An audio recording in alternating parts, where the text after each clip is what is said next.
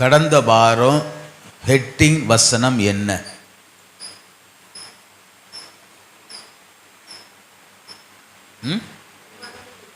மறந்து போயிற்று. சகரியா 2:5. நான் அதற்கு சுற்றிலும்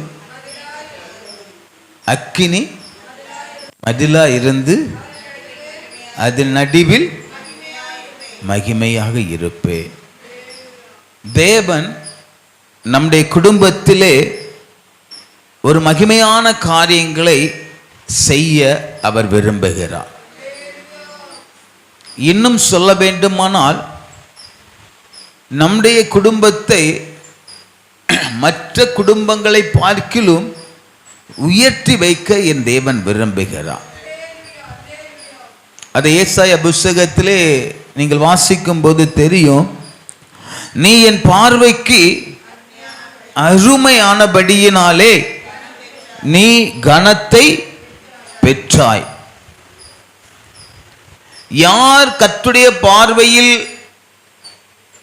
அருமையாக, அதை இன்னும் சொல்ல வேண்டுமால் தேவன் விரும்புகிற வண்ணமாய் எவர்கள் இருக்கிறார்களோ அவர்களை என் தேவன் உயர்த்தவும் மேன்மைப்படுத்தவும் அவர்களை மற்றவர்களுக்கு முன்பாக சிறப்பாய் காட்டவும் அவர் போதுமானவராக இருக்கிறார். அல்லேலூயா சொல்லுமே. அங்கே நாம் வாசிக்கிறோம், அவர்கள் நடுவில் நான் எப்படி இருப்பேன்? மகிமையாக இருப்பேன். அவர் மகிமையான காரியங்களை செய்ய போகிறார். அநேக காரியங்களை நீங்கள் விரும்பிக் கொண்டிருக்கலாம். அநேக காரியங்களை நீங்கள் எதிர்பார்த்து நீங்கள் காத்திருக்கலாம். குடும்பத்தின் காரியங்களாக இருக்கட்டும், பிள்ளைகளின் காரியங்களாக இருக்கட்டும், அது பொருளாதாரத்தின் தேவைகளாக இருக்கட்டும், ஏதோ ஒரு காரியத்திலே தேவன் என் குடும்பத்திலே ஒரு ஆசீர்வாதத்தை கட்டளையிட வேண்டும், இல்லை என்றால் ஒரு மேன்மையை கட்டளையிட வேண்டும், என் குடும்பத்திலே இந்த அவமானத்தின் சின்னம் என்னை விட்டு மாற வேண்டும் என்கிற ஒரு பெரிய ஒரு தேவைகளோடும் எதிர்பார்ப்புகளோடு தான் நாம் தேவ சமூகத்தில் என்ன செய்கிறோம்? சொல்லுங்க, விண்ணப்பிக்கிறோம். அப்படியே சமூகத்திலே நாம் வருகிறோம். பாருங்க, அங்கே 1 சாமுவேல் புத்தகத்திலே அங்கே நாம் வாசிக்கிறோம். யாரை குறித்து நாம் தியானிக்கிறோம்? அன்னாளை குறித்து நாம் தியானிக்கிறோம். அவள் ஒவ்வொரு முறையும் போகும்போது அவர் பெரிய ஒரு தேவையோடு, ஒரு பெரிய ஒரு பாரத்தோடு, இன்னும் சொல்ல வேண்டுமானால் பெரிய ஒரு குழப்பத்தோடு அவள் தேவ சமூகத்திலே கடந்து செல்லுவதை நாம் பார்க்கிறோம். அப்படித்தானே? அப்படித்தானே? ஆமா, எல்லாருடைய வாழ்க்கையிலும் அப்படித்தான் இருக்கிறது. தேவ சபையில வருகிற எல்லாரும் எல்லாம் போதும், எல்லாம் நான் பெற்றுவிட்டேன், எல்லாவற்றிலும் நிறைவு அடைந்து விட்டேன் என்று யாராவது வருகிறார்களா? இல்லை. எல்லாருடைய வாழ்க்கையிலும் இந்த காரியம் நடந்து விடாதா, இந்த சிக்கல்ல இருந்து நான் வெளியே வந்துவிட முடியாதோ, இந்த தேவைகள் மத்தியில என்னை கர்த்தர் சிறப்பாய் நடத்த மாட்டாரோ என்கிற ஒரு பெரிய ஒரு தேவைகளோடு தான் நாம் தேவ சமூகத்தில் என்ன செய்கிறோம்? சொல்லுங்க, வருகிறோம், ஜெபிக்கிறோம். ஆனால் இங்கே கர்த்தர் சொல்லுகிறார், நான் அதற்கு சுற்றிலும் அக்கினி மதிலா இருந்து அதன் நடுவில் என்ன செய்வேன்? மகிமையாக இருப்பேன் என்று கர்த்தர் வாக்கு கொடுக்கிறார். அப்படின்னா என்ன? நீ என்ன எதிர்பார்க்கிறியோ, நீ என்ன விரும்புகிறாயோ, நீ எவையெல்லாம் என்னிடத்தில் நீ கேட்கிறாயோ அதையெல்லாம் உன்னோடு கூட இருந்து நான் செய்வேன். அல்லேலூயா சொல்லுங்க. நான் எங்கேயோ இருந்து செய்ய போவதல்ல, உன் கூட இருந்து செய்ய போகிறேன். அல்லேலூயா அல்லேலூயா சொல்லுமே. ஒரு அருமையான பாடல் உண்டுல்லப்பா, என் கூடவே இரும் ஓ இயேசுவே, நீர் இல்லாமல் நான் வாழ முடியாதே, என் பக்கத்திலே இரும் ஓ இயேசுவே, நீர் இல்லாமல் நான் வாழ முடியாதே. என் கூடவே இரும் ஓ இயேசுவே, நீர் இல்லாமல் நான் வாழ முடியாதே. என் பக்கத்திலே இரும் ஓ இயேசுவே, நீர் இல்லாமல் நான். பக்தன் பாடுகிறார், ஆண்டவரே நீர் இல்லாமல், சொல்லுங்க, நீர் இல்லாமல். இன்னொரு பழைய பாட்டு உண்டு, நீரின்றி வாழ்வேது இறைவா உன் நினைவின்றி.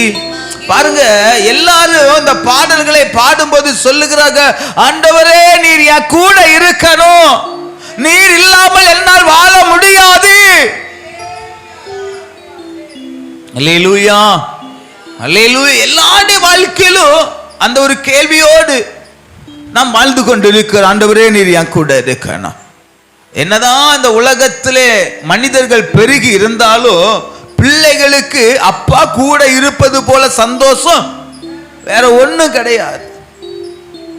அல்லேலூயா சொல்லுமே. சில மனிதனுடைய வாழ்க்கையில அப்பானாலே அந்த நபரை நினைத்தாலே மனதிற்குள்ள ஒரு விதமான ஒரு மகிழ்ச்சி, ஒரு விதமான ஒரு களிப்பு, ஒரு விதமான சந்தோஷம் அங்கே ஆழமாக எடுத்து வெளிவருவதை நாம் பார்க்கிறோம். ஏனென்றால் அப்பாக்கு நிகராக இந்த உலகத்தில் யாரையும் நம்மால கணிக்கவே, எவ்வளவு பெரிய நண்பரா இருந்தாலும் சரி, அது எவ்வளவு பெரிய மாமாவா இருந்தாலும் சரி, சித்தப்பா இருந்தாலும் பெரியப்பா, அப்பாக்கு இணையாக ஒருவரை நம்மால யூகிக்க கூட முடியாது. அல்லேலூயா. அதை உணர்ந்துதான் ஒவ்வொரு மனிதர்களும் தன்னுடைய தகப்பனாக நம்மை ஒவ்வொரு நாளும் நமக்காக பரிந்து பேசுகிற அந்த இயேசுவானவரை பார்த்து, அப்பா நீ என் கூட இருக்கணும்.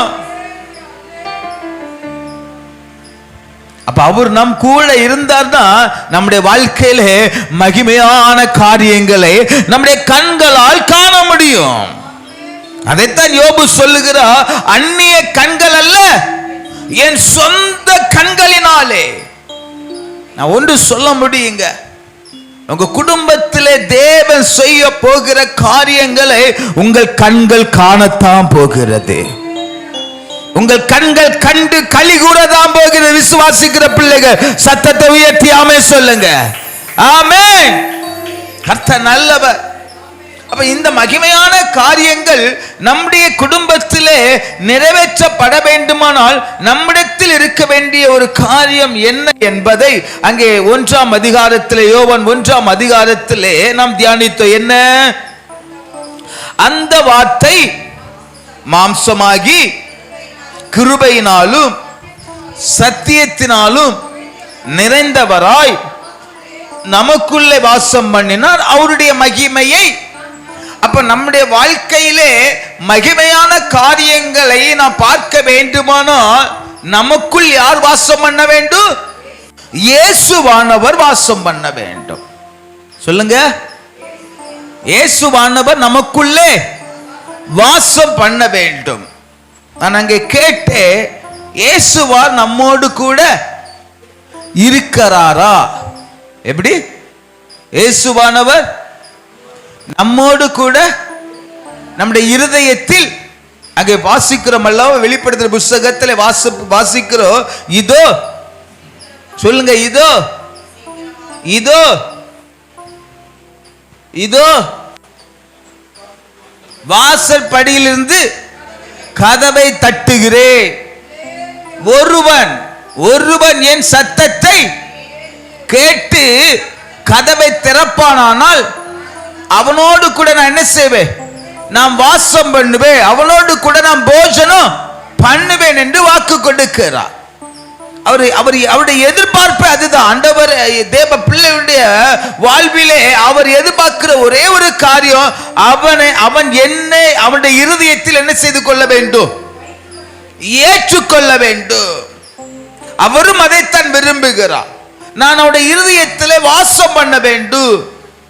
அல்லேலூயா சொல்லுமே. ஏதோ நம்முடைய குடும்பத்தில் தேவன் அசைபாடினால் மாத்திரம் போதாது, நம்முடைய இருதயத்தில் அவர் வாசம் பண்ண வேண்டும். சொல்லுங்க. அவர் நம்முடைய இருதயத்தில் என்ன செய்ய வேண்டும்? வாசம் பண்ண வேண்டும். அப்ப இருதயத்தில் அவர் வாசம் பண்ண வேண்டுமானால் நம்முடைய இருதயம் எப்படி இருக்க வேண்டும்? பரிசுத்தமாக இருக்க வேண்டும். ஏனென்றால் என் தேவன் அவர் பரிசுத்தராய் இருக்கிறார். அவர் அசுத்தத்தின் தேவன் அல்ல, அவர் பரிசுத்தத்தின் தேவன். அல்லேலூயா சொல்லுங்க, அல்லேலூயா சொல்லுங்க. அப்ப அந்த பரிசுத்த தேவன் நம்முடைய இருதயத்தில் வாசம் பண்ண வேண்டுமானால் நம்முடைய இருதயம் எப்படி இருக்க வேண்டும்? சுத்தமா இருக்க வேண்டும். அது ஒரு பகுதி இருக்கட்டுமே. ஆனால் இங்க இந்த வசனத்தின் தொடர்ச்சியாக நான் உங்களை கொண்டு சொல்ல விரும்புகிறேன். அவர் நமக்குள் என்ன செய்தார்? சொல்லுங்க, சத்தமா சொல்லுங்க. வாசம். அப்படிதான் வாசிக்கிறோம். அந்த வார்த்தை மாம்சமாகி கிருபையினாலும் சத்தியத்தினாலும் நிறைந்தவராய் நமக்குள் என்ன செய்தார்? வாசம் பண்ணினார். இப்ப வாசம் பண்ணாமல் என் தேவன் நம்முடைய இருதயத்திலே நிலையாய் நிற்க முடியாதபடி நம்மிடத்தில் காணப்படுகிற 3 குறைபாடுகள் என்ன? என்னது? சொல்லுங்க. நம்மிடத்தில் காணப்படுகிற 3 குறைபாடுகள் என்ன? பாருங்க, நான் உங்களுக்கு ஒரு காரியத்தை விளக்கி நான் அந்த பகுதிக்குள்ள உங்களை கொண்டு செல்ல விரும்புகிறேன். இப்பொழுது நாம் ஒரு இடத்திலே ஒரு விதையை விதைக்கிறோம். என்ன விதைக்கிறோம்? சொல்லுங்க. ஒரு விதையை விதைக்கிறோம். இந்த விதை வளர்ந்தாதான் என்ன கிடைக்கும்? சொல்லுங்க. பலன் கிடைக்கும். அந்த விதை வளர்ந்தாதான் அதிலே நாம் கனியை பெற்றுக்கொள்ள முடியும். வளரவில்லை என்றால் அங்கே கனி கிடைப்பது இல்லை. அதனால் எந்த ஒரு பிரயோஜனமும் இல்லை. அப்போ வார்த்தை நம்முடைய இருதயத்திலே வளர்ந்தால் மாத்திரமே தேவனுடைய மகிமையை நாம் காண முடியும். அந்த வார்த்தையை தேவன் விதைக்கிறார். நம்முடைய இருதயத்தில் என்ன செய்கிறார்? சொல்லுங்க. விதைக்கிறார். அந்த விதைக்கிற விதை அது வளர்ந்தால் மாத்திரமே, அது ஒரு மரமாய் வளர்ந்தால் மாத்திரமே, அது ஒரு கொடியாய் வளர்ந்தால் மாத்திரமே அதன் மூலமாக நாம் பலனை பெற்றுக்கொள்ள, அந்த மகிமையை காண, அங்க மகிமையை நாம் கண்டோ. அப்ப அந்த வார்த்தை நமக்குள்ளே வாசம் பண்ணி, அந்த விதையாகிய வார்த்தை நமக்குள்ளே வாசம் பண்ணி அது வளரும் போது தேவனுடைய மகிமையை நாம் காண முடியும். அல்லேலூயா, அல்லேலூயா. ஏன் நாம் இன்னும் தேவனுடைய மகிமையை நாம் காண முடியவில்லை என்றால், வார்த்தை இன்னும் பலப்படவில்லை, வார்த்தை இன்னும் வேர் விடவில்லை, வார்த்தை இன்னும் வளரவில்லை. அல்லேலூயா சொல்லுமே, அல்லேலூயா சொல்லுமே. அதனால தான் நாம் பலனை பெற்றுக்கொள்ள முடியவில்லை. நன்றாய் புரிந்து கொள்ளுங்கள் தேவ பிள்ளைகளே. நல்லா கவனிங்க, நல்லா கவனிங்க, ப்ளீஸ் நல்லா கவனிங்க. இந்த வார்த்தை வளராமல் இருப்பதற்கு நம்மிடத்தில் காணப்படுகிற அந்த குறைபாடு என்ன என்பதை மாத்திரம் வேகமாய் நான் ஒரு 3 காரியத்தை சொல்லி நான் கடந்து செல்லுகிறேன். இப்ப நான் வார்த்தை எதுக்கு ஒப்பிட்டு சொன்னேன்? இடையில ஒரு காரியத்தை சொன்னேன். எதுக்கு ஒப்பிட்டு சொன்னேன்? சொல்லுங்க பாப்போம், சத்தமா சொல்லுங்க. வார்த்தைக்கு ஒன்று நான் ஒப்பிட்டு சொன்னேன். அது இப்ப 2வது பகுதிக்குள்ள வாங்க. இந்த வார்த்தை நான் எதுக்கு ஒப்பிட்டு பேசினேன்? ஒரு மரம், மரத்தின் ஆரம்பம், மரத்தின் ஆரம்பம் விதை. இப்ப வார்த்தை என்பது எது? சொல்லுங்க சத்தமா. வார்த்தை என்பது விதை. தேவன் விதைக்கிறார். அங்க வாசிக்கிற ஊமையில வாசிக்கிற ஒருவன் விதை என்ன செய்கிறான்? விதைக்கிறான். ஆனா எல்லாரும் ஒன்று போல பலன் கொடுத்தார்களா? நல்லா சொல்ல. எல்லாரும் ஒன்று போல பலன் கொடுத்தார்களா? ஆனா விதையும் ஒன்று, விதையும் ஒன்று, விதையும் ஒன்று. என்ன நல்லா சொல்லுங்க. விதையும் ஒன்று,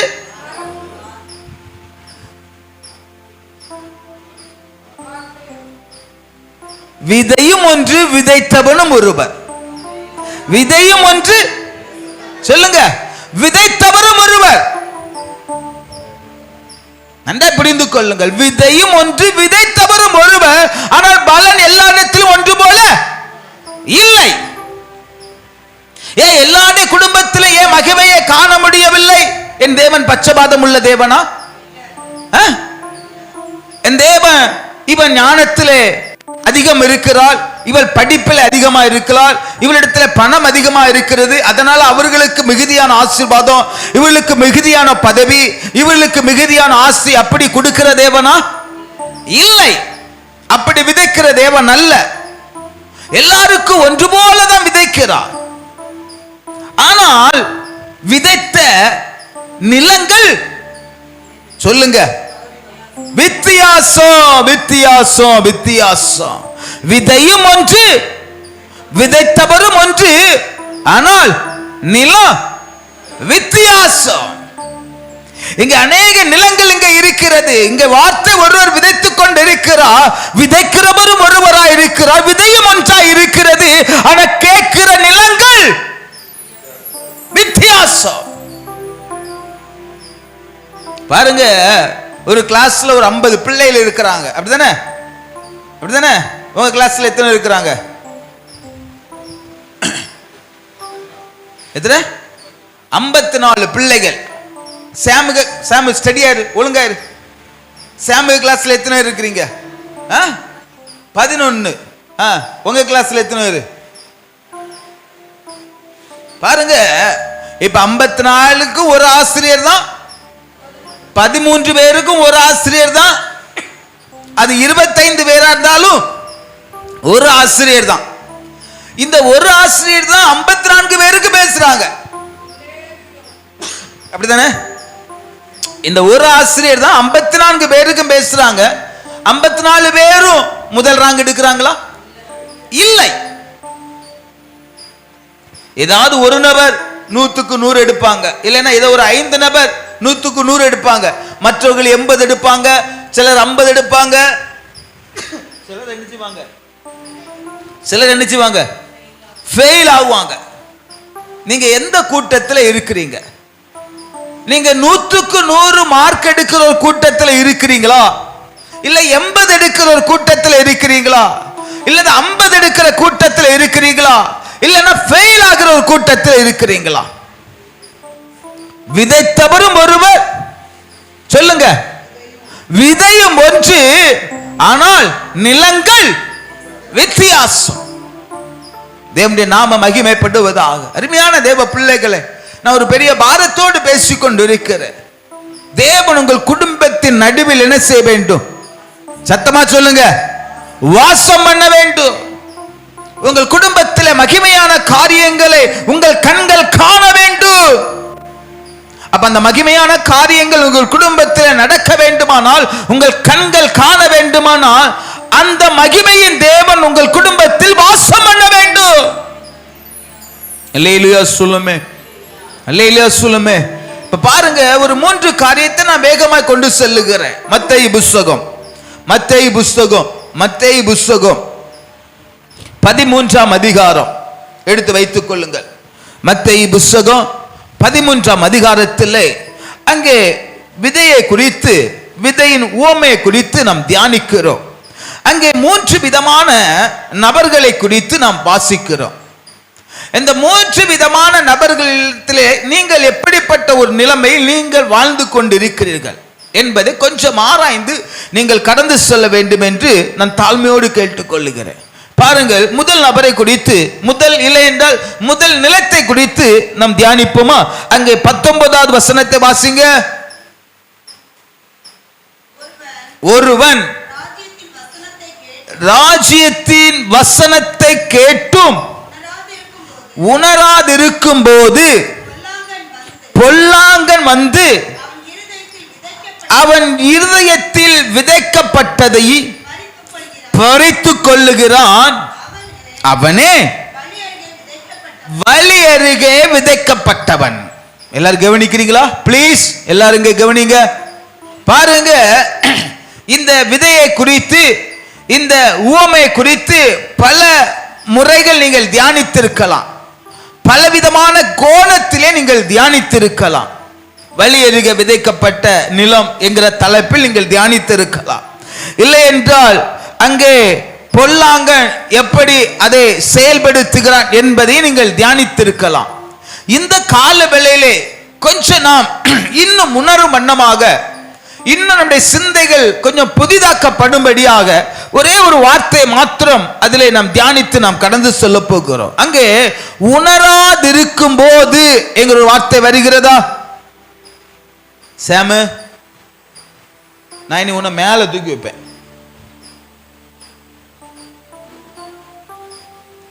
எப்படி? என்ன வார்த்தை சொல்லப்பட்டு? நேர இரு, இந்த இது மாறக்கூடாது. மாமா கோபப்படுகிறோம். உணராதிருக்கும் போது, இது எந்த நிலம்? உங்க பாஷையில சொல்லுங்க. அந்த கலண்டர் எடுத்து கீழே போடலண்ணா சொல்லுங்க, சத்தமா சொல்லுங்க. உணர்வில்லாத ஒரு, அதை இன்னும் நம்ம பாஷையில கொண்டு வாங்க. இது எந்த நிலம்? இந்த நிலத்துக்கு என்ன பெயர் வைக்கலாம்?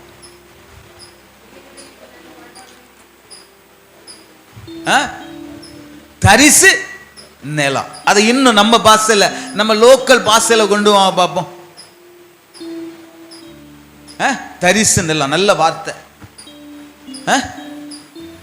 அந்த வார்த்தைக்கும், அந்த உணராது இருக்கிற அந்த வார்த்தைக்கும் அந்த தரிசு நிலத்துக்கும் நம்ம இணைக்கும் போது ஒரு வார்த்தை கிடைக்கும். இது எந்த நிலம் தெரியுமா? இது எந்த நிலம் தெரியுமா? செத்த நிலம். இது எந்த நிலம்? செத்த நிலம். நீங்க எந்த நிலமா இருக்கிறீங்க? இப்ப பாருங்க, நான் இப்ப நிக்கிறேன். இப்ப நான் இப்படி நடக்கும் போது இது எனக்கு தட்டுப்படுகா? தட்டுப்பட்டோன்னா எனக்கு என்ன வருது?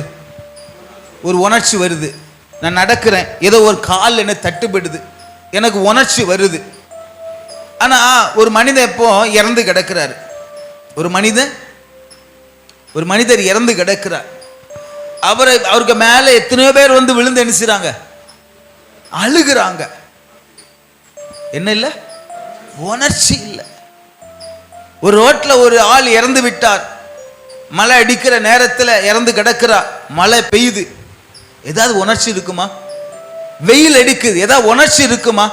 ஆனா நம்ம வெளியில போகும்போது வெயில் அடிச்ச உடனே, கொஞ்சம் வெயில் வந்தோன்னு ஐயோ என்ன பயங்கர சூடு, கொஞ்சம் மழை அடிச்ச உடனே எங்கேயாவது ஓடுகிறோம், ஒதுக்குகிறோம். ஏன்? அது மேல படும்போது நமக்கு என்ன இருக்குது? உணர்ச்சி இருக்கிறது, உணர்வு இருக்கிறது. அல்லேலூயா. ஆனா இந்த நிலத்தை குறித்து இயேசுவானவர் சொல்லுகிறார், இது உணரில்லாத ஒரு, அப்பனா தரிசு நிலம், இது ஒரு செத்த நிலம். அல்லேலூயா, அல்லேலூயா. சொல்லுமே, நீங்க எந்த நிலமா இருக்கிறீங்க? நீங்க செத்த நிலமா இருக்கிறீங்களா, அல்லனா உயிருள்ள ஒரு நிலமா? உயிருள்ள நிலமானால் அது 100 60 என்ன செய்தது? அது பலன் கொடுக்குமே. அப்ப தேவ மகிமையை நாம் பார்க்க வேண்டுமானால், நாம் செத்த நிலமா இருந்தால் தேவ மகிமையை நாம் பார்க்க முடியாதுங்க, முடியவே முடியாது. அநேகருடைய இருதயம் செத்த இருதயம், உணர்வே கிடையாது. என்னதான் நம்ம பேசினாலும், என்னதான் நம்ம வசனத்தை கேட்டாலும், என்னதான் நம்ம ஜெபித்தாலும், என்னதான் 1000 சபைக்கு நம்ம போனாலும், என்னதான் 1000 ஊழியர்களோட நம்ம பழகினாலும் என்ன இருக்காது? அது உணர்ச்சியே இருக்காது. இன்னும் சொல்ல, உணர்வில்லாத பிண்டமா இருக்கும். நான் உங்களை குறை சொல்லலைங்க, நான் பாரத்தோடு பகிர்ந்து கொள்ளுகிறேன். ஏன் தெரியுமா? நம்ம குடும்பத்தில் இன்னும் தேவ மகிமையை நான் பார்க்க முடியல, நம்ம உணர்வு இல்லாம இருக்கிறோம். ஆண்டவர் தினந்தோறும் விதைத்துக் கொண்டு கொண்டிருக்கிறார். நீங்க டெய்லி பைபிள் படிக்கலையா? நீங்க டெய்லி ஜெபம் பண்ணலையா? டெய்லி ஊழியர்களோடு பழகலையா? டெய்லி பரிசுத்தவான்களோடு பழகலையா? பழகுகிறோம், அநேக வார்த்தைகள் நாம் கேட்கிறோம், அநேக வசனங்களை படிக்கிறோம். ஆனா இங்க கிரியை செய்ய ஏன் அந்த நிலம் எப்படி இருக்கிறது? அந்த நிலம் எப்படி இருக்கிறது? சட்ட நிலமா இருக்கிறது.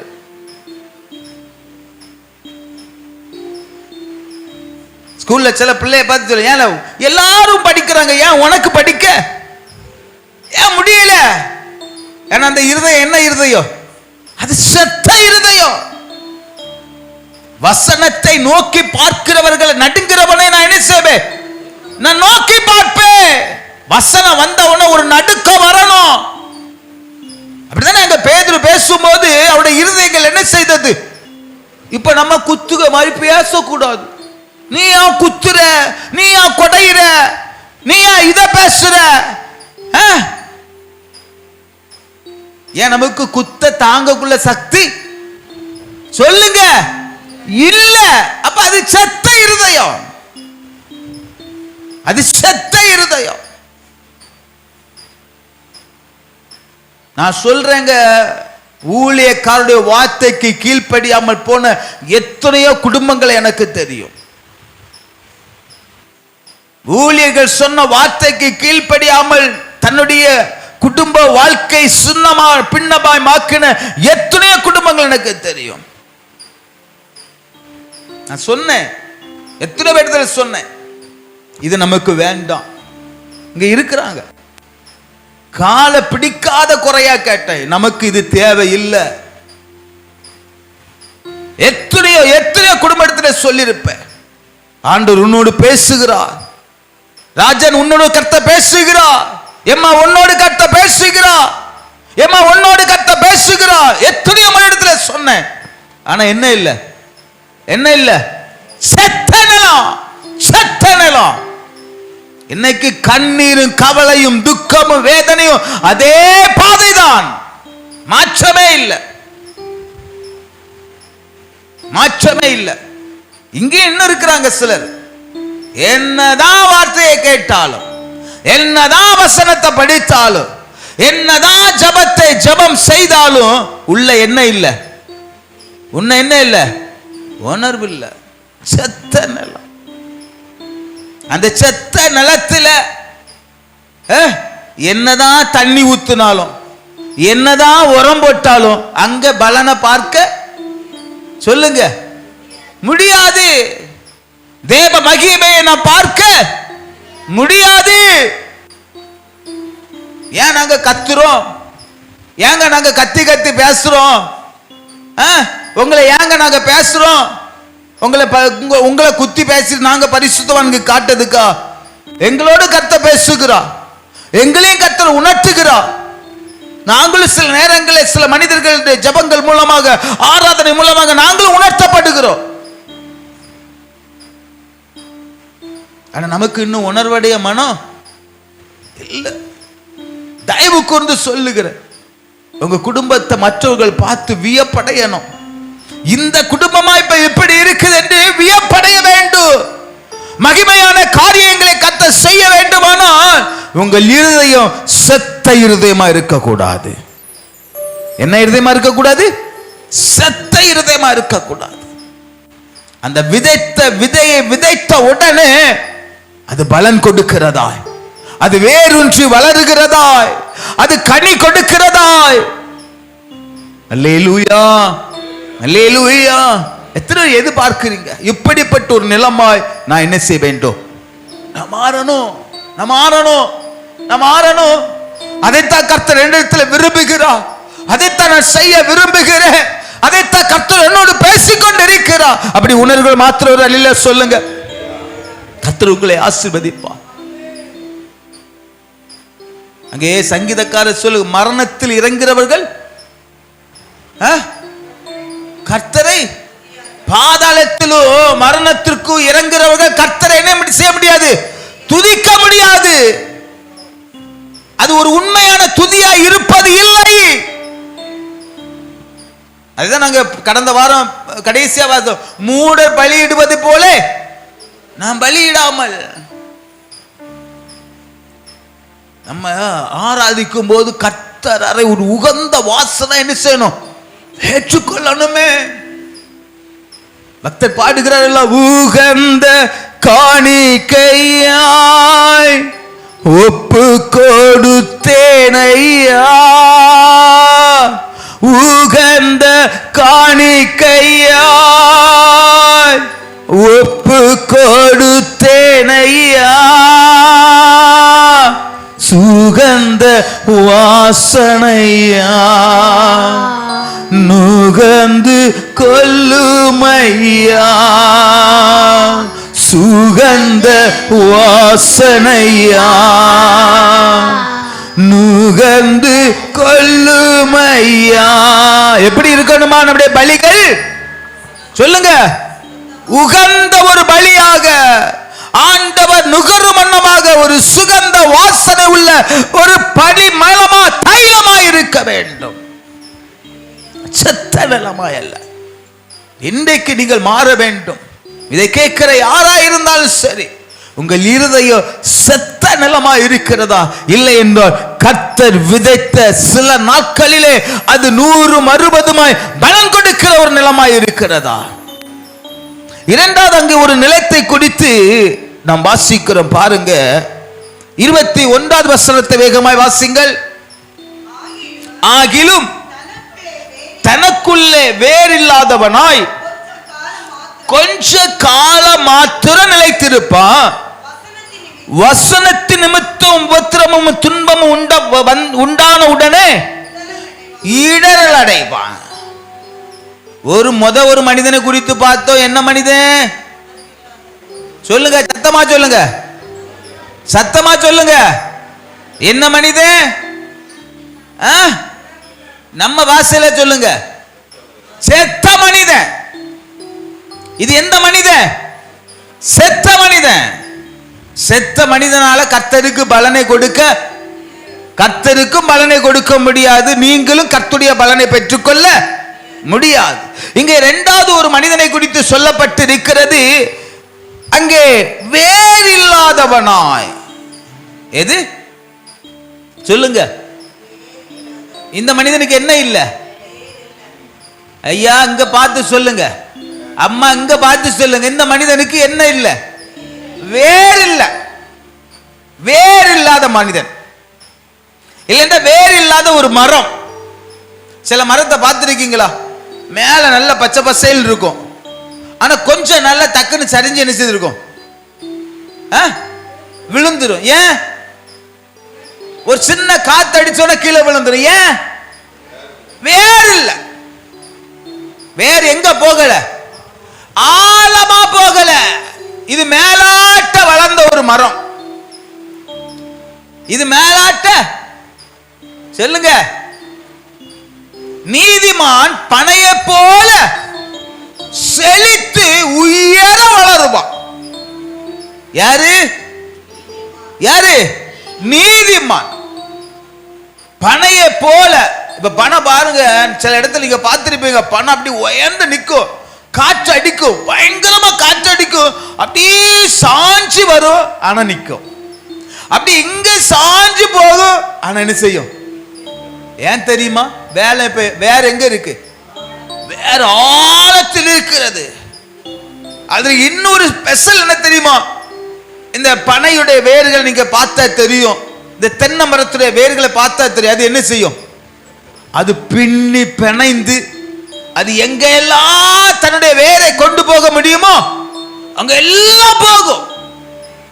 நீர் எங்க எல்லாம் கிடைக்குதோ அதை எல்லாம் அது நாடி போய்கொண்டே இருக்கும். யாரு? யாரு? நீதிமான். வசனத்தை வாஞ்சிக்கிறவன். மானானது நீரோடை வாஞ்சித்து கதறுவது போல என் ஆத்துமா உண்மையே என்ன செய்கிறது? அந்த ஒரு வாஞ்சையில் ஒரு தாகம் உள்ள ஒரு மனிதனுடைய வேறுதான் ஆழமாய் கடந்து சொல்லும். எங்க எல்லாம் வசனம் கிடைக்கிறதோ, எங்க எல்லாம் வார்த்தை கிடைக்கிறதோ, எங்க எல்லாம் தண்ணி ஆழமாய் இருக்கிறதோ அதை நாடி போகும். அல்லேலூயா சொல்லுமே, அல்லேலூயா சொல்லுமே. இந்த மனிதன் யாரு? இந்த மனிதனுக்கு என்ன இல்ல? வேற இல்ல. அது இன்னொரு கோணத்தில் நான் உங்களுக்கு கற்று தருகிறேன். பாருங்க, இப்ப நான் ஒரு செடியை நடுகிறோம். ப்ளீஸ் இந்த ஒண்ணு கவனிங்க. ஒரு செடியை நாம் நடுகிறோம். இன்னைக்கு காலத்தை போய் அதை நட்டாச்சு. இன்னைக்கு காலத்தை அதுக்கு வேண்டிய தண்ணீர் என்ன செய்தாச்சு? ஊத்தியாச்சு. அதுக்கு வேண்டிய உரத்தை போட்டாச்சு. இனி அதை பார்க்காம இருந்தா அது வாடி போகும். அவருடைய வேர் கீழே என்ன செய்யாது. அப்ப இந்த மனிதன் இந்த மனிதனுக்கு தினந்தோறும் என்ன தேவை? தண்ணி தேவை. இந்த மனிதனுக்கு தினந்தோறும் என்ன தேவை? உரம் தேவை. இந்த மனிதனுக்கு தினந்தோறும் கற்களை என்ன செய்யணும்? புறக்கி என்ன செய்யணும்? வெளியே போடணும். அப்பதான் அந்த வேற எங்க போகும்? அது மண்ணிற்குள் ஆழமாக கடந்து செல்லும். இந்த மனிதன் வசனத்தையும் படிப்பது இல்லை, வார்த்தையும் நாடி செல்வது இல்லை, வழி நடத்துவருடைய வார்த்தைக்கு கீழ்ப்படிவது.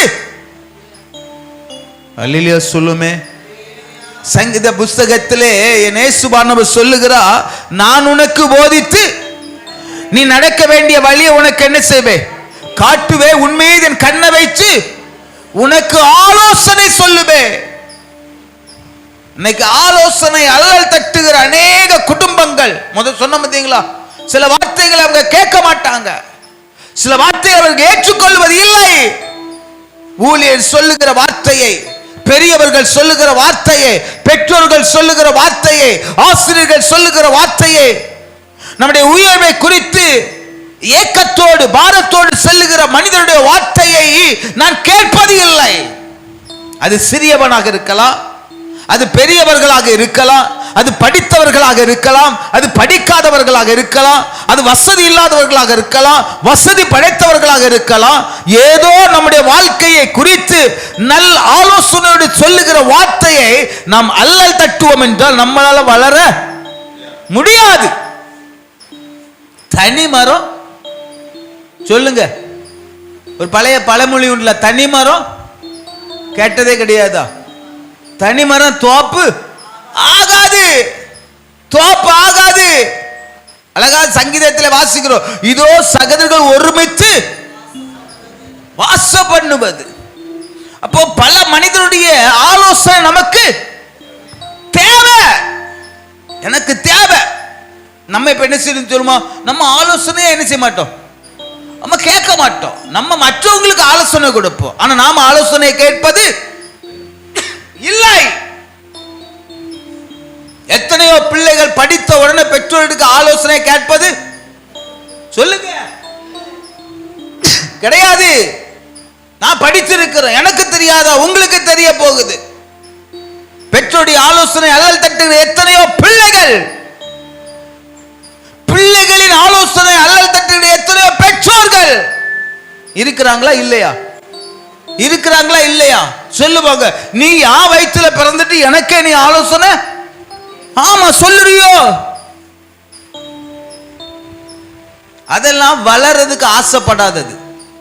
யாரா இருந்தாலும் சரிங்க, யாரா இருந்தாலும் சரி, தேவன் நமக்கு சில மனிதர்கள் மூலமாக கொடுக்கிற ஆலோசனை நம்ம என்ன செய்யக்கூடாது? அல்லல் தட்டக்கூடாது, அல்லல் தட்டக்கூடாது. ஏன்னா வசனம் அப்படியே சொல்லு, ஆலோசனை இல்லாத இடத்திலே ஜனங்கள் சீர்கெட்டு போவார்கள். ஆலோசனை யார் கொடுக்கிறா? எப்படிப்பட்டவங்க கொடுக்கிறா? அவன் படித்தவனா படிக்காதவனா? அவன் வயதுல குறைந்தவனா வயதுல மூத்தவனா? என்னை விட பைபிள் தெரியாதவனா? அப்படியெல்லாம் கிடையாது. கழுதையை கொண்டு கர்த்தர் பேசினாரு. எதை கொண்டு பேசினார்? கழுதையை கொண்டு கர்த்தர் பேசினாரு. அப்ப நம்ம ஏன் அதை ஏன் அல்லல் தட்டுகிறோம்? நமக்கு வேறு விட மனசு இல்ல. அறிவில்லாமையால் என் சனங்கள் சங்காரமானார்கள். எத்தனை ஜனங்கள் அழிந்து கொண்டே இருக்கிறார்கள். எத்தனை வாலிப பிள்ளைகள், வாலிப தங்கைகள், தங்கச்சிகள் அழிந்து கொண்டிருக்கிறார்கள். காரணம் என்ன தெரியுமா? ஆலோசனையை அல்லல் தட்டுவது. வளர்றதுக்கு முன்னாடி அது வெட்டப்படுகிறது. இந்த உலகத்திலே வளர்ந்து படர்ந்து கனி கொடுக்க வேண்டிய அநேக பிள்ளைகள் பகுதியிலே தங்கள் வாழ்க்கையை முடித்துக் கொள்ளுகிறார்களே, காரணம் ஆலோசனையை அல்லல் தட்டுவதால். எத்தனை பிள்ளைகள் தற்கொலை செய்கிறார்கள், எத்தனை வாலிப பசங்க ஆக்சிடென்ட்ல மரித்து போகிறார்கள். இவர்களுக்கு மற்றவர்கள் ஆலோசனை கொடுக்கலையா? ஆனால் அந்த ஆலோசனைக்கு கீழ்ப்படிய மனமில்ல, மனமில்ல, மனமில்ல. நம் தேவ சமூகத்தில் இருக்கிற அருமையான தேவ குடும்பமே, நம் ஆலோசனைக்கு செவி கொடுக்கிறோமா? இல்லை என்றால் ஆலோசனையை அல்லல் தட்டுகிறோமா? நீங்கள் ஆலோசனை அல்லல் தட்டுவீர்கள் என்றால் அங்கே வேறு இருப்பது இல்லை. நீங்கள் ஆலோசனைக்கு நீங்கள் கீழ்ப்படிவீர்கள் என்றால் உங்கள் வேர் ஆழமாக கடந்து செல்லும், உங்கள் வேர்கள் பின்னி பிணைந்திருக்கும். அது காற்றானால் சரி, மழையானால் சரி, எந்த சேதமும் உங்கள் குடும்பத்தை அணுகுவது இல்லை. அதான் உண்மை. எனக்கு நிறைய பிரச்சனை வருங்க பாருங்க. போன வாரம் கொஞ்சம் ஆட்கள் இருந்த போல இருந்து, இந்த வாரம் ஒன்னையும் காணல. ஆமா, பல விதத்துல பிரச்சனை, போராட்டம், மன குழப்பங்கள், மன வேதனைகள். ஆனாலும் நிக்கிறேன்னா சிலர் தருகிற ஆலோசனைகள், சிலர் தருகிற ஆலோசனைக்கு செவி கொடுப்பது நிமித்தமாகவே நிற்க முடிகிறது.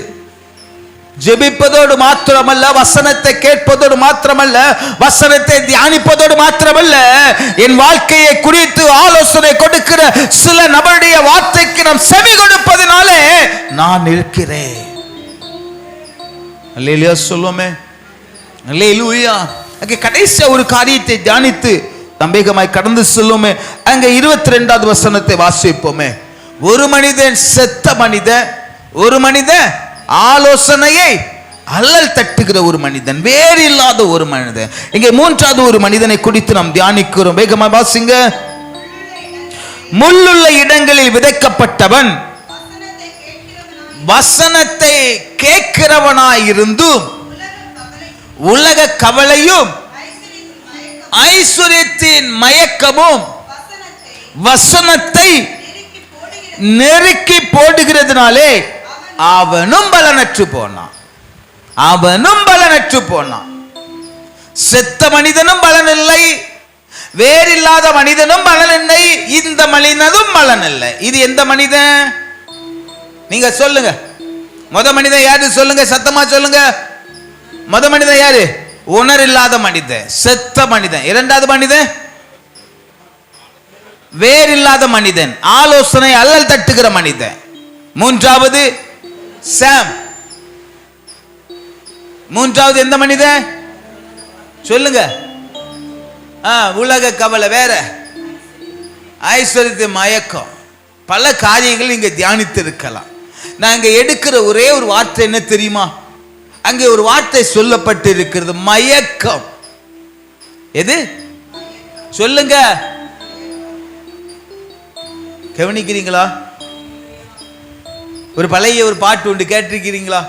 ஹலோ, ஒரு பழைய ஒரு பாட்டு ஒன்று கேட்டிருக்கீங்களா? பாடின உடனே நீங்க ஏதோ அசுத்தாவி உள்ள புகுந்துன்னு நினைக்காதீங்க. அந்த பாட்டுடைய வரிய புரியுதா உங்களுக்கு தெரியும்? மயக்கமா கலக்கமா மனதிலே. ஆமா,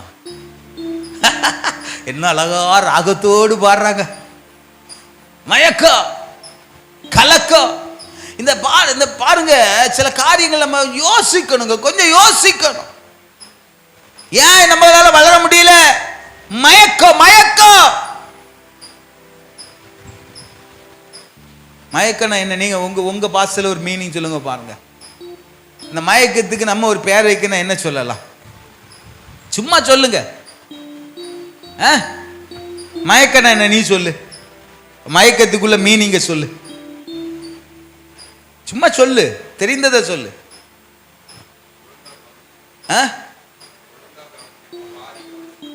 பாதி கவனிச்சு பாதி கவனிக்காம இருக்குது மயக்கம். சரி, பரவாயில்ல, நல்ல தியானம். நீங்க சொல்லுங்க, நீங்க சொல்லுங்க. மயக்கம்னா என்ன? சும்மா உங்க தெரிந்த பாஷையில சொல்லுங்க. மயக்கம்னா என்னது? அவன் சொல்றான், அது ஒழுங்கா கவனிக்காம ஏனோ தானோன்னு இருந்தா அது மயக்கம்னு சொல்றான். இப்ப நீங்க சொல்லுங்க, மயக்கம்னா என்னது? முற்றிலும் கவனிக்காதது, முற்றிலும் கவனிக்காதது.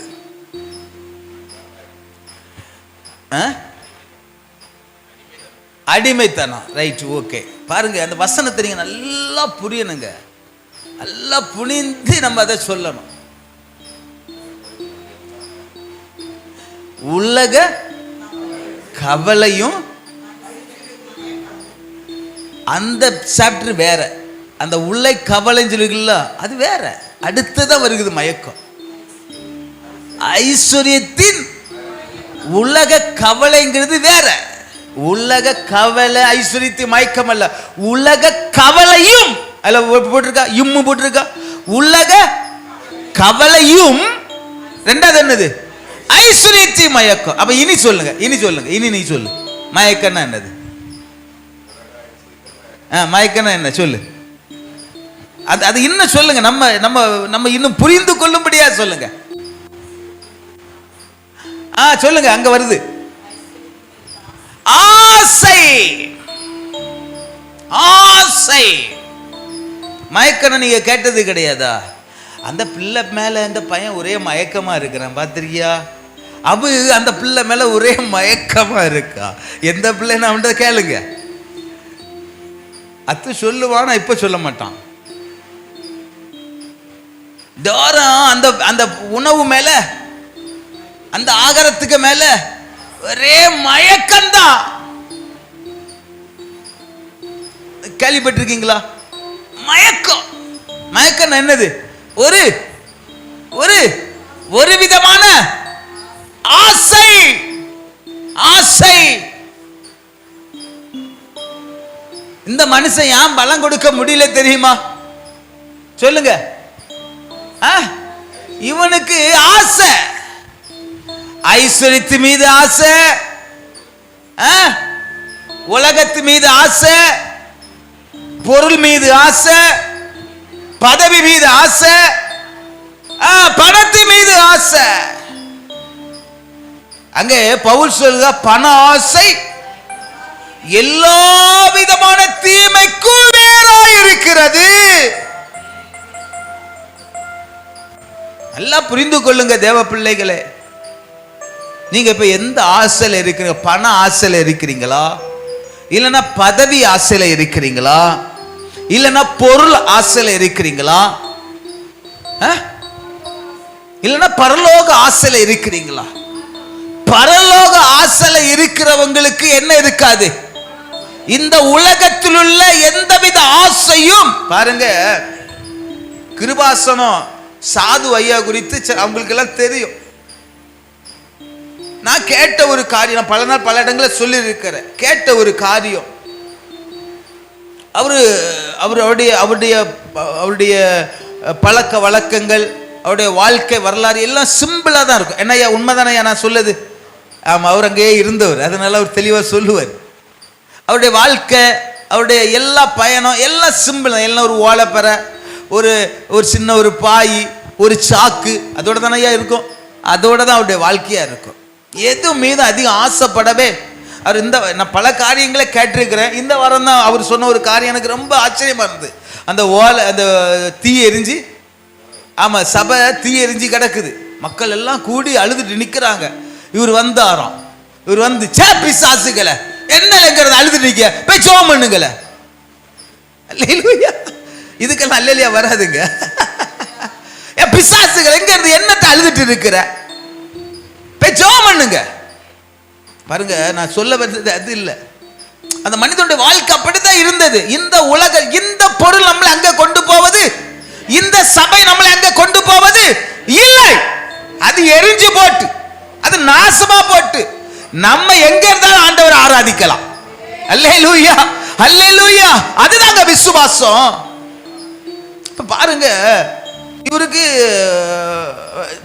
ஆசைகள் துறந்த ஒரு மனிதர். ஆனா எப்பமாவது ஒருக்கா பாயசம் சாப்பிடணும் ஆசை வருமா? பாயசம் ஆசை வருமா? அப்படி ஆசை வந்த உடனே, அவர் ஆசை வரும், அப்படி ஆசை வந்த உடனே சொல்லு, ஒரு மண்டையில கொட்டுது, பிசாசு உனக்கு பாயசம் வேணுமா? அப்படித்தான் அவர் குழந்தையா இருக்குமே அங்க கடந்தவர். அதனால சொல்லுவார், தைரியமா சொல்லுவார், உனக்கு பாய்சன் வேணுமா பிசாசு சொல்லி அவருக்கு தலை என்ன செய்வாராம், இந்த ஆசை கூட நான் தேவனோடு இருக்கிற அந்த தொடர்பை துண்டித்து விட கூடாது. இப்ப நம்ம என்ன சேத்தான் சொல்றீங்க, நம்ம இப்ப என்ன நினைக்கிறோம், இந்த உலகத்துல நல்ல வசதியா இருக்கணும், இந்த உலகத்துல நல்ல ஆடம்பரமா இருக்கணும், இந்த உலகத்துல நல்ல வீடு கட்டணும். வீடு கட்டான்னா நான் சொல்லல, ஆனா அது பிரதானம் அல்ல. நம்ம பிள்ளைய நல்லா படிக்க வைக்கணும், நான் படிக்க வேண்டான்னு சொல்ல, ஆனா அது பிரதானம் அல்ல. நமக்கு நல்ல செயின் போடணும், நீங்க செயின் போடுங்க, அது பிரதானம் அல்ல. இன்னைக்கெல்லாம் ஆவிக்குரிய பயணங்கள் எங்கேயோ போய்விட்டது. அவர்களாலும் பலன் கொடுக்க முடியாதுங்க. நான் பாரத்தோடு பகிர்ந்து இருக்கிறதுல பாருங்க, பவுலுடைய நீங்க சத்தியத்தையும் உபதேசத்தையும் நீங்க தனிமையா இருக்கும் போது அதை நீங்க தியானித்தீங்கன்னா உங்க வாழ்க்கையே மாறிவிடும். நீங்க இன்னும் பவுலுடைய சத்தியத்தை நீங்க சரியா நீங்க தியானிக்கலன்னு நான் சொல்லுவேன். அவர் சொல்ல போதும் என்கிற மனதனுடைய கூடிய தெய்வ பக்தியை மிகுந்த ஆதாயங்க. இன்னைக்கு சாப்பாடு தந்தாரா, ஸ்தோத்திரம். இன்னைக்கு நான் வெளியே போகும்போது எனக்கு துணி தந்தாரா, ஸ்தோத்திரம். இன்னைக்கு என் பிள்ளைக்கு ஆகாரம் கொடுத்தாரா, ஸ்தோத்திரம். இன்னைக்கு என் பிள்ளை ஸ்கூலுக்கு போகும்போது நல்ல ட்ரெஸ் போட்டு போன, ஸ்தோத்திரம். நாளைக்குரியது நமக்குரியது அல்ல. அதான் வாழ்க்கை. நம்ம இப்ப என்ன நினைக்கிறோம், நாளைக்கு நாளைக்கு நாளைக்கு நாளைக்கு நாளைக்கு charge charge charge charge charge charge கட்டு கட்டு கட்டு கட்டு. ஒரு நாள் வரும் கொரோனா, ஒரு நாள் வரும் காற்று, ஒரு நாள் வரும் மழை, எல்லாத்தையும் தூக்கிட்டு போ. இந்த கொரோனால கோடி கோடியா சம்பாதித்தவர்களை தங்க உயிரை காத்துக்கொள்ள முடியலங்க, முடியல. கோடி கோடி கோடி கோடி கோடி கோடியா சேர்த்து வச்சாங்க, அந்த கோடினால தங்க உயிரை காப்பாத்தி கொள்ள முடியல. ஆமா, நல்ல வீடு கட்டினாங்க, நிறைய காரு பங்களா எல்லாம் சேர்த்தாங்க. ஆனா பெரும் மழை வந்தது. மெட்ராஸ்லயும் சரி, தூத்துக்குடி ஆனாலும் சரி, திருநெல்வேலி ஆனாலும் சரி, காரை கொண்டு போனதை யாராலும் தடுத்து நிறுத்த, வீடு இடிக்கப்பட்டதை யாராலும் தடுத்து நிறுத்த முடியல முடியல. நமக்கு இன்னைக்குரிய ஆசீர்வாதம், இன்னைக்கு எப்படி இன்னைக்கு அப்படி நாளைக்கு அப்படி நாளைக்கு அப்படி. நீ அங்க போவியா, நீ கண்ணு மூடும் போது அங்க போவியா? அல்லேலூயா சொல்லுங்க, அல்லேலூயா. அதுதான் நம்முடைய பிரதானம், அதான் நம்முடைய பிரதானம். தவறுகள் வரும், திருத்திக் கொள்ளணும். தவறுகள் வரும், என்ன செய்து கொள்ளணும், திருத்திக் கொள்ளணும். பழைய நபர்கள் எழுதின பாட்டெல்லாம் போய் பாருங்க. தவறை பார்த்து, திருடனை பார்த்து திருந்தாவிட்டா முடியாது. இது இந்த பாடலுடைய உண்மையான அர்த்தம் என்ன தெரியுமா? திருடி ஆனா ஜெயில போய் கிடக்கிறான், இதை பார்த்தாது நீ என்ன செய்யணும், நீ திருந்தணும். ஆவிக்குரிய சத்தியத்துல இருந்து தவறாய் போய் ஒருத்தனை விழுந்து கிடக்கிறான், நீ இதை பார்த்து திருந்தலாம், நீ திருந்தவே மாட்ட. நான் சொல்ல எத்தனை ஏற்றுக்கொள்றீங்க? ஏன் தெரியுமா? தேவன் உங்களுக்கு என்று ஆயத்தப்படுத்தின அந்த உன்னத ஸ்தானத்துக்கு நீங்கள் கடைய வேண்டும். எல்லாவற்றிற்கு மேலாக உங்கள் குடும்பத்திலே தேவனுடைய மகிமையை நீங்கள் பார்க்க வேண்டும். அந்த ஒரு பாரத்தோடு தான் பேசிக் கொண்டிருக்கிறேன். தேவன் உங்கள் குடும்பத்தின் நடுவில் ஒரு மகிமையான காரியங்களை செய்ய போகிறார். அப்படியே எழும்பி நிற்போமா தேவ சமூகத்தில். நாம் செய்ய வேண்டியது என்ன? ஒரு செத்த இருதயமா அல்ல, ஒரு நல்ல இருதயமா, ஒரு உணர்வுள்ள இருதயமா நாம் வாழ வேண்டும். ஒரு வேறில்லாத ஒரு மனிதனாய் அல்ல, ஆழமாய் நம்முடைய வேறு ஆழமாய் கடந்து செல்ல வேண்டும். இந்த உலக மயக்கம் இயேசுவோடு இருக்கிற அன்பை விட்டுவிடக் கூடாது. பவுல் சொல்லுகிற பசியோ பட்டினியோ எது வந்தாலும் இந்த கிறிஸ்துவின் அன்பை விட்டு என்னை பிரிப்பவன் யார்? அந்த உலக ஆசை, உலக கவலை அந்த கிறிஸ்துவின் அன்பை விட்டு பிரித்து விடக்கூடாது. அதில் நாம் தெளிவுள்ளவர்களாக இருக்க வேண்டும். பணம் தேவைதான், படிப்பு தேவைதான், பொருள் தேவைதான், வீடு தேவைதான். ஆனா அந்த அன்பை நாம் இழந்து விடக்கூடாது. அந்த அன்பை நாம் இழந்து விடக்கூடாது. அந்த அன்பை நாம் இழந்து விடக்கூடாது. தேவ அன்பிலே நாம் பலப்பட வேண்டுமே. எத்தனை பேர் சொல்ல முடியும், உம்மோடு நான் நெருங்க வேண்டும் அப்பா, உம்மோடு நான் நெருங்க வேண்டும், உம்மோடு நான் இருக்க வேண்டும், நான் பலன் கொடுக்க வேண்டும், மரமாய் வளர வேண்டும், நான் ஒரு கொடியாய் படர வேண்டும், உமக்காக நான் பலன் கொடுக்க வேண்டுமே. உம்மோடு இருப்பதுதான் உள்ளத்தின் வாஞ்சையா, உம் சித்தம் செய்வதுதான் இதயத்தின் ஏக்கமையா. உம்மோடு இருப்பதுதான்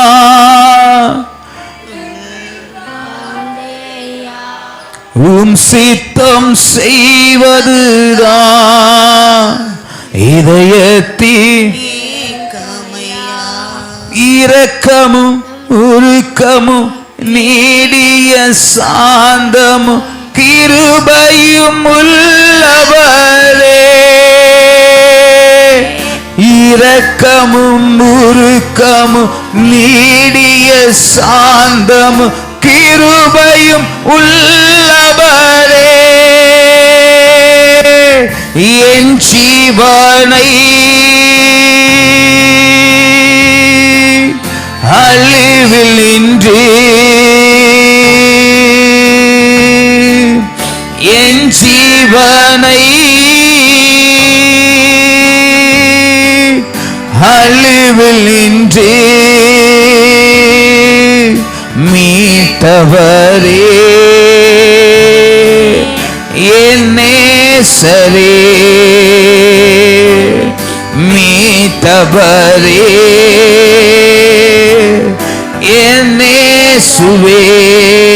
இயேசையா உம்மைத்தானே என் முன்னே நிறுத்தி உள்ளே.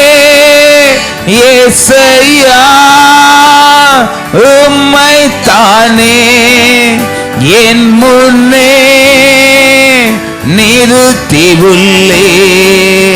உம்மோடு இருப்பதுதான்